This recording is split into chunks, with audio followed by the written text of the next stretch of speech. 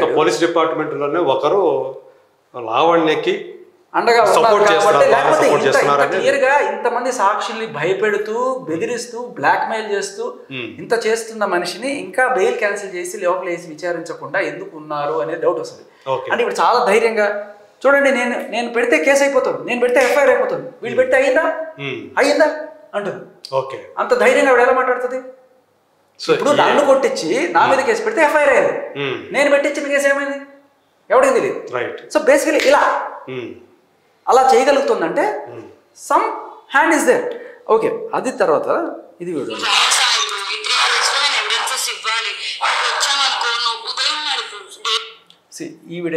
ఈవిడ కేసు పెట్టడానికి వెళ్తే, ప్రీతి కేసు పెట్టడానికి వెళ్తే అక్కడ ఆయన ఎవరో ఆఫీసర్ ఎవరైతే సీఏనో డీసీపీనో ఏసీపీనో అడిగారు, నీ దగ్గర ఏమైనా ప్రూఫ్ ఉందా ఆ అమ్మాయి బలవంతంగా నీ నోట్లో పెట్టిందని అని అడిగితే, ఈ అమ్మాయి ప్రీతి మస్తాన్తో మాట్లాడుతుంది, నీకే తెలుసు కదా ఆ రోజు మనందరం కలిసే ఉన్నాం కదా, వీళ్ళందరూ కలిసి డ్రగ్స్ చేసేవాడు కాబట్టి ఈ అమ్మాయి కొత్తగా వచ్చింది. ఆ రోజున వచ్చినప్పుడు నువ్వు ఉన్నావు కదా బ్రో, నువ్వు చెప్పచ్చు కదా సాక్ష్యం అని అడుగుతున్నప్పుడు వచ్చిన మాట.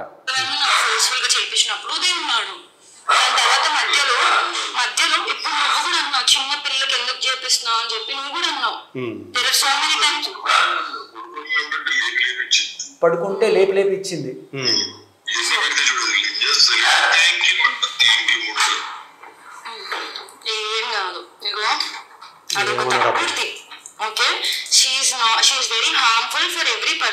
నేను అదే చెప్పా, తనకు ఒక మెంటల్ డిసార్డర్ ఉందండి, తను ఒక సైకోపాత్.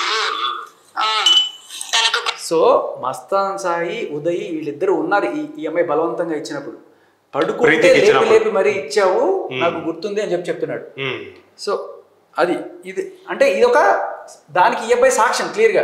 ఇప్పుడు ఈ అబ్బాయి అరెస్ట్ చేసి లోపల ఉండొచ్చు, ఈ అబ్బాయిని బయటకు తీసుకొస్తే ఇంకా దారుణమైన విషయాలు బయటకు వస్తాయి, చూడాలి. ఓకే, ఇకపోతే వరలక్ష్మి డిఫెన్స్ లో ఎవరైతే ప్రభాకర్ ఉన్నాడో ఏమన్నా ఏటునో ఆయన, ఓకే ఆయన మనకి అను అండ్ ప్రభాకర్, ఆయనకి కూడా అలవాటు చేసింది ఈవిడే అనే మరొక ఇది వినండి.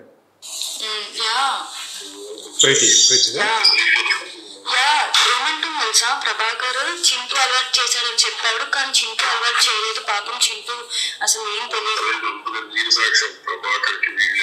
యాక్చువల్ గా నేను మీడియాలో చెప్పాను, అది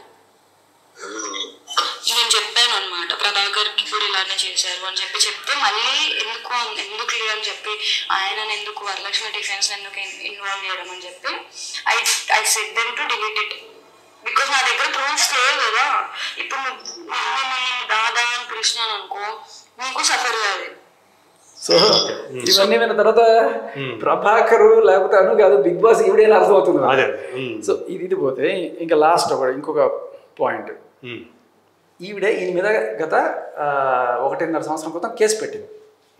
కేసు పెట్టినప్పుడు గుంటూరులో పెట్టిన కేసులో అప్పట్లో ఈయనకి బెయిల్ రావడం కోసమో లేకపోతే ట్రై చేసి ఆ టైంలోనే సుంకర దీంట్లో ఇన్వాల్వ్ అయ్యారట. ఆయనకి తెలుసు ఈ విషయం, తెలిసి కూడా మళ్ళీ రాజ్ తరుణ్ మీద కేసు పెట్టడానికి ఆయన మరి మర్చిపోయారా లేకపోతే ఏంటనేది తెలియదు. సుంకర చంద్రశేఖర్ సుంకర. ఓకే, ఇప్పుడు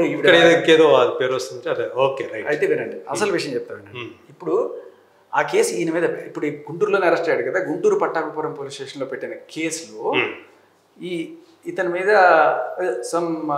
నన్ను కొట్టాడు, చంపేయడానికి ప్రయత్నించాడు, రేప్ చేశాడు, రకరకాల దారుణమైన సెక్షన్లు అన్ని పెట్టిన తర్వాత అతను సరే సంవత్సరం నుంచి బాధపడుతున్నాడు. యుఎస్ పోదాం అనుకుంటే పోలేడు, లుకౌట్ నోటీస్ వేశారు, అన్నీ అయిన టైంలో ఇప్పుడు ఈ కేసు వచ్చిన తర్వాత పిలిచారట. పిలిచి ఇదిగో నేను చెప్పినట్టు నువ్వు మాట్లాడు, నీ కేసు తీపిచ్చేస్తాం అంటే ఈఎంఐ చేతిలోనే ఉంది కదా, పెట్టింది ఈఎంఐ కదా. సో వీళ్ళు ఏం చేశారు, ఆ టీవీ ఛానల్కి వెళ్ళి మీ ఇద్దరు ఫ్రెండ్స్ అండి, మాకేం పెద్ద ఇదేనండి, ఆ కేసు మేము తీపిచ్చేసుకుంటామండి అది అంటే అవునండి పాపం నిన్న కూడా ఆ టీవీ ఛానల్కి వచ్చి చాలా హంబుల్గా ప్రలోభ పెట్టారు, భయపెట్టారు. అంటే దారుణమైన విషయం చెప్తా, ఆ కేసు తీసేయడానికి కూడా 20 లక్షలు అడిగాట. ఎందుకు? ఆయన ఏం చెప్పాడంటే, దిలీప్ శంకర్ నాకు ఏం చెప్పాడు అని చెప్పి ఏం చెప్పాడంటే, ఇదిగో ఇప్పుడు రాజ్ తరుణ్ మీద పెట్టిన కేసుకి నీ కేసు అడ్డం వస్తుంది, ఎందుకంటే ఈ కేసు ఉండడం వల్ల రాజ్ తరుణ్ ఈజీ అయిపోయింది కాబట్టి నీ కేసు ఫస్ట్ తీపిచ్చాను, నీ కేసు నేను తీపిచ్చేస్తాను, కాబట్టి దానికి 20 లక్షలు ఖర్చు అవుతుంది అన్నట్టు. అదేనండి. అయిపోయింది. నేను వేరేదే వచ్చా. ఇంక ఇట్లా ఎవరో ఒకరు కావాలి తనకి. పాపం వాళ్ళు ఇలానే బ్లాక్మెయిల్ చేసేది.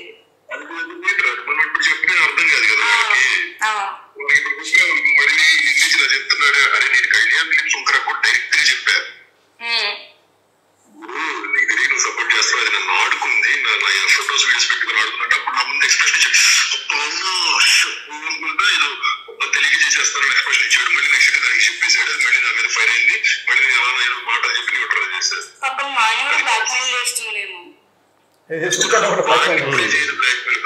ఇప్పుడు దానికి సపోర్ట్ వాడు కదా. ఎప్పుడైతే దీన్ని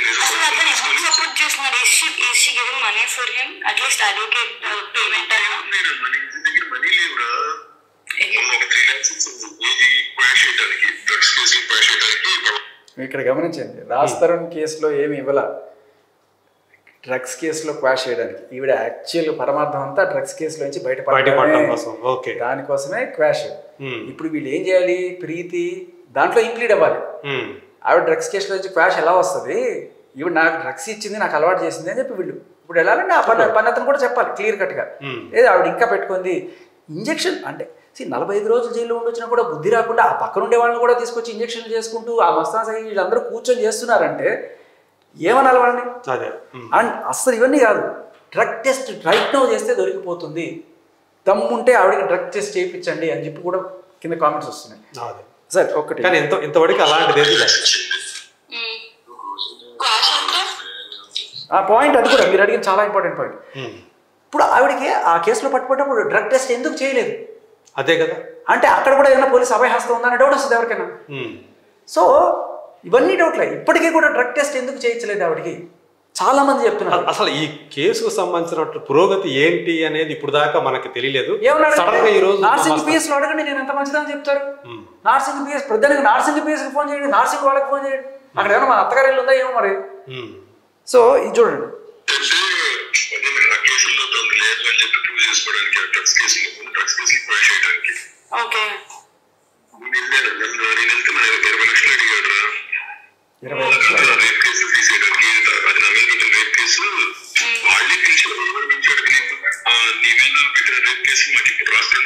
చాలా అడ్డం అవుతుంది, అడ్డుగా ఉంది, కాంప్రమైజ్ చేసేసి మనం రేప్ కేసు తీసేద్దాము అని చెప్తాను.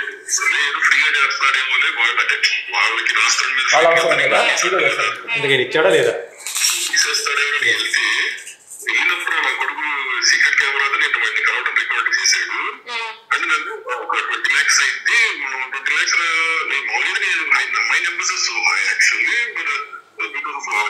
just taking small numbers, but it was just like around 20 lakhs around అని చెప్పాలి సరదాగా చెప్తున్నాడు.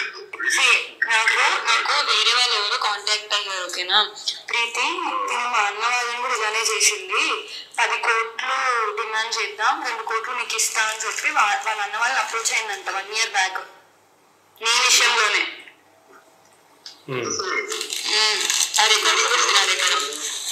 అదే అంటే అప్పుడు అతను ఆ కేసు కాల్లో అయితే చెప్పాడు అది ఆ విషయం. కరాటే కళ్యాణ్ గారితో మాట్లాడిన దాంట్లో 10 కోట్లు అడిగారని కూడా చెప్పారు. సో మొత్తానికి ఇప్పుడు ఆ కేసు తీయడంలో 20 లక్షలు ఇస్తే మేనేజ్ చేస్తానని శంకర్ అన్నట్టుగా ఇప్పుడు రైట్. సో బేసికల్లీ నాకు వచ్చే ఒకటే డౌట్ ఏంటంటే, లైక్ ఇతనికి ఒక సాఫ్ట్వేర్ ఫర్మ్ ఉంది, లేకపోతే చదువుకున్నవాడు, ఇది డ్రగ్స్ అమ్ముకొని బతకాల్సినంత నీచమైన స్టేజ్కి ఈవిడ తీసుకొచ్చిందా, ఆయన పడిపోయాడా, లేకపోతే అంటే బేసికల్గా అతనికి నిజంగానే ఆ ఇంటెన్షన్ ఉందా అతనికి, ఇవన్నీ కూడా మనకు తెలియదు కదా. మనకు మామూలుగా అయితే మనం బయట వ్యక్తులమే. అంటే బట్ మీరు అన్నట్టు మాత్రం ఒకవేళ అంత ముందు కనుక లేకపోతే మీరు అన్నట్టు ఈ స్నేహాల వల్ల, ఈ స్నేహం వల్ల ఇలా తయారయ్యాడు, ఉనిత్ రెడ్డి స్నేహం వల్ల ఇలా తయారయ్యాడు అని చెప్పేసి మనం భావించుకోవాల్సి వస్తుంది. ఉనిత్ రెడ్డి స్నేహం అదే కూడా చెప్తున్నాను కదా. ఉనిత్ రెడ్డి చెప్పింది ఏంటి, ఈవిడికి నేను కూడా కాదు, ఈవిడ డైరెక్ట్గా గోవా నుంచి తెచ్చుకుంటుందని. ఉనిత్ రెడ్డి ఈవిడికి ఇంట్రడ్యూస్ చేశాడు.